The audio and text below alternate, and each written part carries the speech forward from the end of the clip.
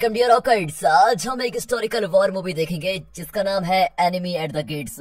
Movie की शुरुआत 1942 में होती है। इससे एक साल पहले वर्ल्ड वॉर 2 के दौरान जर्मनी ने सोवियत यूनियन पर हमला कर दिया था। रशिया की रेड आर्मी का सोल्जर वेस्ली जेत्सव एक ट्रेन में स्टालिनग्रेड जा रहा होता है और उसे वो वक्त याद आता है जब उसके दादाजी ने उसे राइफल शूट करना सिखाया था। ट्रेन में वेस्ली के साथ कई सौ सोल्जर्स होते हैं और कुछ सिविलियंस भी। वो तान्या नाम की एक औरत को नोटिस करता है, लेकिन उसे तान्या से बात करने की हिम्मत नहीं होती और सिविलियंस को बीच में उतार दिया जाता है। लेकिन सोल्जर्स को स्टालिनग्रेड के युद्ध के बीच में उतारा जाता है। उन्हें दुश्मन तक पहुंचने के लिए अब एक बोट से जाना होगा।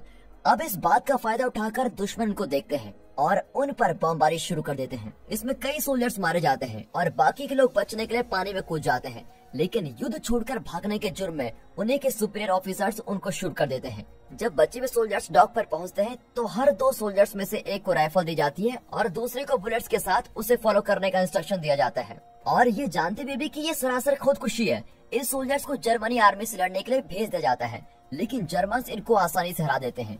वेस्ली को सिर्फ बुलेट्स दिए गए थे और वो निहत्था जर्मन्स के अटैक से बचकर भाग रहा होता है। अपनी जान बचाने के लिए वो सोल्जर्स की लाशों के बीच लाश बनकर लेट जाता है। जब सोल्जर्स बचने की कोशिश करते हैं, उनके सुपीरियर्स उन्हें कायर और गद्दार कहकर वहीं शूट कर देते हैं।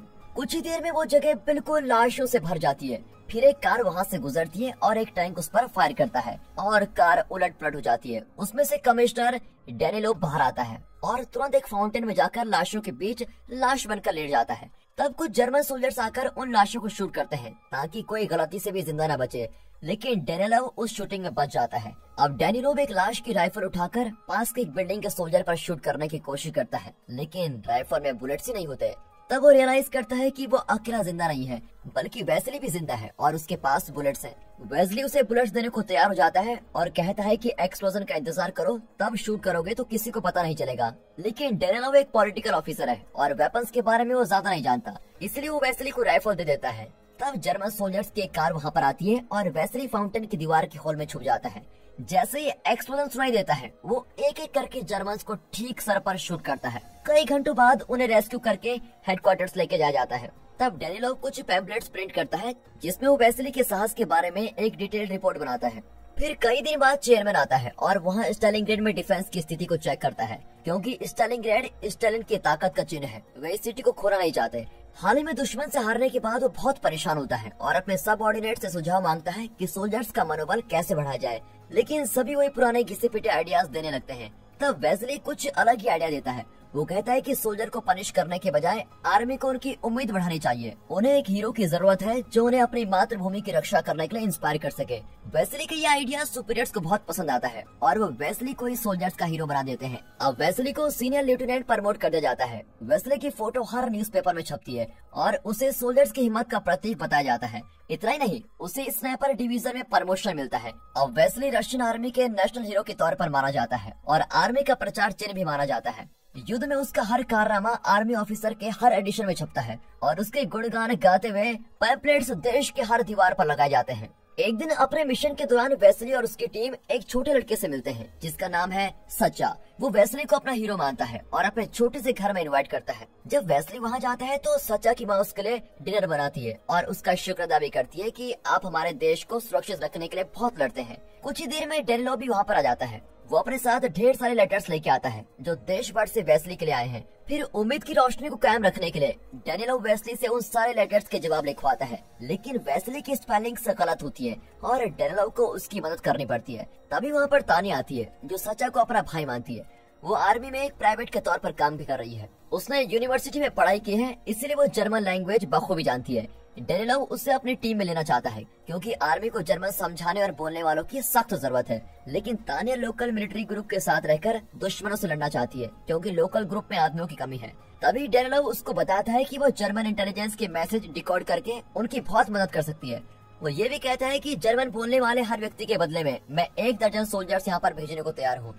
अब ये सब सुनकर तान्या डेनिलोव का सुझाव मान लेती है। अब वेस्ली और उसके स्नाइपर्स की टीम के हमले से जर्मनी आर्मी को भारी नुकसान होता है, इसीलिए वे वेस्ली को खत्म करने के लिए मेजर इरविन कोइंग को नियुक्त करते हैं जो जर्मन आर्मी स्नाइपर स्कूल का हेड होता है। वो ऐसा प्लान बनाता है जिससे उसे वेस्ली की तलाश न करना पड़े और वेस्ली खुद उसके पास चला आए। कुछ ही देर बाद वेस्ली की टीम मेंबर्स उसको जगाते हैं और बताते हैं कि स्टोर सेक्शन में कोई प्रॉब्लम है। वेस्ली खिड़की पर दिखती हुई परछाई को शूट करता है और एक हेलमेट गिरता है। वो सोचते हैं कि उनका टारगेट मारा गया और वेस्ली अपने साथी लडमिला को लेकर लाश को देखने जाता है। उनके जाते ही उनका साथी जो बाहर था उसको शूट कर दिया जाता है। अब ये दोनों स्टोर के अंदर पहुंच जाते हैं। यहाँ वहाँ ढूंढकर वे खिड़की के पास पहुंचते हैं तो पता चलता है कि जो परछाई उन्हें दिखी थी वो सोल्जर की नहीं बल्कि सोल्जर जैसे पुतले की थी। वे रियलाइज करते हैं कि ये एक ट्रैप है और नीचे पड़ा हुआ सिगरेट का टुकड़ा देखकर वेस्ली समझ जाता है कि दुश्मन अभी भी वहाँ पर मौजूद है और उन्हें वॉच कर रहा है। वेस्ली सोचता है कि उन्हें एक पक्का प्लान बनाकर ही यहाँ से बचने की कोशिश करनी चाहिए, लेकिन जब प्लेन्स उस जगह को घेरने लगते हैं और बमबारी होने लगती है तो लडमिला डरकर भाग जाती है और मौका पाकर कोनिंग लडमिला को शूट कर देता है, लेकिन वेस्ली बच निकलता है। अब कोनिंग अपने अड्डे पर पहुंचता है और सच्चा से अपने शूज को साफ करवाता है। सच्चा एकदम इनोसेंट बनकर रहता है, लेकिन वो कोनिंग को वेस्ली की डिटेल्स दे रहा होता है और बदले में कोनिंग से खाना मांगता है। वो ऐसा इसलिए कर रहा होता है ताकि कोनिंग उस पर भरोसा करे और बदले में अपने लोकेशन के बारे में बताए। जब रेड आर्मी को पता चलता है कि जर्मन्स ने कोनिंग को हायर किया है, वो उसके स्टूडेंट कोलिकोव को हायर करते हैं। कोलिकोव वेस्ली को बताता है कि कोनिंग के सोचने का क्या ढंग है और वेस्ली उसे कैसे खत्म कर सकता है। लेकिन लड़ाई में वापस जाने से पहले वेस्ली को अपने सम्मान में होने वाली स्पेशल पार्टी अटेंड करनी होगी। वो ताने से दो एक शब्द भी बोल लेता है, लेकिन इतने में चेयरमैन उसको खींचकर जर्नलिस्ट के बीच में लेके जाता है जहां उसे उनके सवालों के जवाब देने होते हैं। फिर उसकी फोटोज ली जाती है। आखिर चेयरमैन उसे स्टेलिन की एक बड़ी पेंटिंग दिखाता है और कहता है कि स्टेलिन हमेशा इस देश पर नजर रखते रहेंगे। पेंटिंग को देखकर वेस्ली को उसी दिन की याद आती है जब उसके दादाजी ने उसको शूट करना सिखाया था। पहले शॉट में वेस्ली ने अपना टारगेट मिस कर दिया था और उस भेड़िए ने उनके घोड़े को मार डाला था। कुछ दिन बाद वेस्ली, कोलिकोव और उनकी स्नाइपर टीम का दूसरा मेंबर वोलोदिया एक पुरानी बिल्डिंग में जाते हैं। उन्हें बताया गया है कि कोनिंग उस बिल्डिंग में है। वे चुपके से वहां तलाश करने जाते हैं तो शूटिंग पोजीशन में एक पुतला मिलता है जो पिछले ट्रैप की तरह ही दिखता है। अब उन्हें यकीन हो जाता है कि वे ठीक जगह पर पहुंचे हैं। वे दुश्मन की बुलेट से बचकर एक खुली जगह को क्रॉस करते हैं, लेकिन इसी बीच दो रिपेयरमैन को मार डालते हैं। अब रात होने लगती है और डिनर के लिए वोलोदिया ने दूसरे कमरे में सूप गर्म करके रखा होता है। वो उसको देखने जाता है, लेकिन कोनिंग और उसके आदमी उसको पकड़ लेते हैं। वे उससे पूछते हैं कि वेस्ली कहाँ छुपा हुआ है, लेकिन वोलोदिया अपना मुंह नहीं खोलता। इसलिए कोनिंग के आदमी उसको जर्मन सोल्जर्स का ड्रेस पहनाकर भेज देते हैं ताकि वो एक जर्मन रिपेयरमैन लगे। अब जर्मन यूनिफॉर्म को देखते ही कोनिंग को उसको शूट कर देता है, लेकिन उसने जानबूझकर ऐसा किया ताकि कोनिंग को उनकी लोकेशन का पता चल जाए। अब कोनिंग को फंसाने के लिए वो खिड़की के पास एक हेलमेट को ऊपर उठाता है, लेकिन कोनिंग के बाल भी धूप में सफेद नहीं हुए थे। वो इनके जाल में नहीं फंसने वाला था। अब ये दोनों अपनी जगह बदलने का फैसला करते हैं और उस फ्लोर की एक खुली जगह पर पहुंच जाते हैं। तब कोनिंग अपनी किस्मत आजमाता है और कोलिको को शूट कर देता है, लेकिन वेस्ली बच जाता है। इस तरह वेस्ली और कोनिंग के बीच का चेस बहुत देर चलता रहता है। अब चेयरमैन अपना सब्र खोने लगता है और डेनिलोव से कहता है कि इस मिशन को जल्दी खत्म करो। डेनिलोव ताने के लिए गिफ्ट लेकर उसे प्रपोज करने के लिए जाता है, लेकिन वो कहती है कि मुझे फिर से मेरे आर्मी ग्रुप में भेज दीजिए। कुछ घंटों बाद वेस्ली हेडक्वार्टर्स में लौट आता है। उसका मूड बहुत खराब होता है क्योंकि उसे लगता है कि वो कोनिंग की शूटिंग स्किल्स का मुकाबला नहीं कर पाएगा। डेनिलोव उसको समझाता है कि हमें नई इंटेलिजेंस का सपोर्ट मिलने वाला है, इसीलिए आगे से तुम कोनिंग से 2 कदम आगे ही रहोगे, इसलिए फिक्र मत करो। लेकिन वो बदले में वेस्ली से रिक्वेस्ट करता है कि तुम तान्या को कन्विंस करो कि वो यहाँ से ट्रांसफर न मांगे। जब वेस्ली तान्या को समझाने की कोशिश करता है तो वो कहती है, मैंने इसलिए ट्रांसफर मांगा था क्योंकि आज सुबह सिविलियंस के एक ग्रुप को जर्मन ने मार डाला है और उनमें मेरे पेरेंट्स भी थे, इसलिए मैं वहां जाकर दुश्मन से लड़ना चाहती हूँ। फिर उसके बदले की आग को देखकर वेस्ली उसे कोलिकोव की राइफल देता है। अब सचा कोनिंग और वेस्ली को एक दूसरे के बारे में इंफॉर्मेशन देता है। दोनों एक दूसरे को खत्म करने के लिए उसी पुरानी बिल्डिंग से पहुंच जाते हैं। कोनिंग एक ऊंची जगह पर वेट कर रहा होता है। वेस्ली और उसका स्नाइपर पार्टनर वहाँ के पाइप्स के पीछे छुप जाते हैं। पाइप्स के हिलने से कोनिंग बड़ा अलर्ट हो जाता है। अब जैसे ही वे हिलने की कोशिश करते हैं कोनिंग उन पर शूट करता है। अब वेस्ली अपनी राइफल खो देता है और उसका साथी बिल्कुल घायल हो जाता है। वेस्ली अपने पार्टनर को हेडक्वार्टर में भेज देता है क्योंकि वो इस हालत में कुछ नहीं कर सकता। फिर वेस्ली एक चाकू पे रस्सी बांधता है और उसको फेंक कर राइफल खींचने की कोशिश करता है। जब रस्सी राइफल में फंसती है तो कोनिंग एक शॉट मारकर रस्सी को काट देता है। इसी बीच जर्मन प्लेन्स बमबारी शुरू कर देते हैं और उस बिल्डिंग का ग्लास रूफ टूट जाता है। कांच के कुछ टुकड़े वेस्ली के आगे गिर जाते हैं, जिसके जरिए कोनिंग उसके चेहरे को साफ देख पाता है। हेडक्वार्टर्स में डेनिलोव तान्या को कन्विंस करने लगता है कि तुम फाइटर बनने के बजाय अपने देश के लिए अपनी लैंग्वेज स्किल का इस्तेमाल करो। उनकी आर्गुमेंट के बीच वेस्ली का साथी लौटकर वहाँ की सिचुएशन एक्सप्लेन करता है। तान्या बेझिझक उन्हीं पाइप्स के रास्ते से जाती है और वेस्ली की मदद करना चाहती है, लेकिन उसे देखते ही वेस्ली कहता है कि तुम अपनी जगह से मत हिलो और मेरा प्लान फॉलो करो। जिस तरह कोनिंग कांच के टुकड़े पर वेस्ली को देख रहा था, उसी तरह वेस्ली भी कोनिंग के मूवमेंट्स को ऑब्जर्व कर रहा होता है और उसे कोनिंग के लोकेशन का पता चल जाता है। वो तान्या को एक कांच का टुकड़ा उठाकर ऐसे एंगल पर रखने को कहता है ताकि रिफ्लेक्शन से कोनिंग उसको देख ना पाए। तान्या वैसा ही करती है और इसी बीच वेस्ली अपनी राइफल उठाकर कोनिंग को शूट करता है। कोनिंग मारा तो नहीं जाता, लेकिन उसके हाथ पर बुलेट लग जाती है। अब वेस्ली और तान्या हेडक्वार्टर्स लौटते हैं और दूसरे सोल्जर्स के साथ मिलकर सेलिब्रेट करने लगते हैं। फिर डॉर्मिटोरी में चादरों के बीच छुपकर उनकी लव स्टोरी चलती रहती है। अगली सुबह वेस्ली डेनलॉव से कहता है कि मुझे हीरो बनाकर पोस्टर छपाना बंद कर दो, मैं ये बोझ और नहीं सह सकता, मैं फिर से एक नॉर्मल सोल्जर की तरह लड़ना चाहता हूँ। अब डेनलॉव उसकी रिक्वेस्ट रिजेक्ट करते हुए कहता है, तुमने ऐसा सोचा भी कैसे? एक छोटा बच्चा तुम्हें अपना इंस्पिरेशन मानकर दुश्मन से इन्फॉर्मेशन कलेक्ट कर रहा है और तुम उसका विश्वास तोड़ना चाहते हो। ये कहकर वो सचा को बुरा भेजता है। वो आकर कहता है कि सर, मैं अपने देश के लिए स्पाई का काम करके बहुत प्राउड फील कर रहा हूँ। और फिर इस बच्चे का दृढ़ विश्वास देकर वेस्ली ना नहीं कर पाता। वो सचा के साथ उस जगह पर जाता है जहाँ कोनिंग उसका इंतजार कर रहा होगा। वहाँ वेस्ली लाशों के बीच छुपकर कोनिंग का इंतजार करता है, लेकिन वो बहुत देर इंतजार करते करते सो जाता है।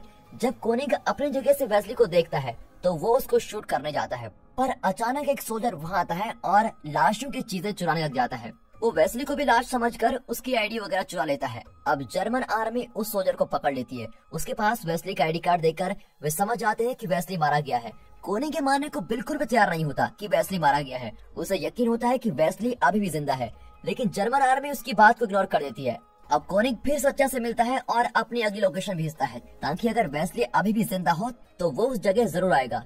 रशियन हेडक्वार्टर्स में चेयरमैन ये जानकर गुस्सा होता है कि जर्मन वेस्ली की मौत की खबर फैला रहे हैं। वो डेनलॉव से कहता है कि वेस्ली जिंदा है या मर गया, इससे मुझे कोई फर्क नहीं पड़ता, लेकिन तुम उसके साहस की कहानियां लिखते रहो ताकि पब्लिक को लगे कि रशियन आर्मी युद्ध में कामयाब हो रही है। डेनलॉव तान्या से विनती करता है कि वो वेस्ली के घर जाकर पता लगाए कि सच क्या है, लेकिन तभी लाउड स्पीकर्स में भी अनाउंस होता है कि वेस्ली की मौत हो गई है। अब डेनलॉव वेस्ली की वीरता का अनाउंसमेंट लिखने के लिए तैयार हो रहा होता है कि अचानक वेस्ली वहाँ पर आ जाता है। वो एक्सप्लेन करता है कि मैं कोनिंग का इंतजार करते हुए सो गया था और इस वजह से बच गया। इस पर डेनलॉव उसकी मर्जी के मुताबिक उसे ट्रांसफर ऑर्डर दे देता है, पर वेस्ली सच्चा से तान्या के बारे में पूछता है। वो बताता है, मुझे पता था कि आप जिंदा होंगे और मैंने ये बात तान्या को भी बताई थी। अब वो स्टेशन गई है और कोनिंग से बदला लेना चाहती है। डेनलॉव और वेस्ली तान्या को बचाने स्टेशन पहुंचते हैं और वहाँ तान्या और वेस्ली किस भी करते हैं।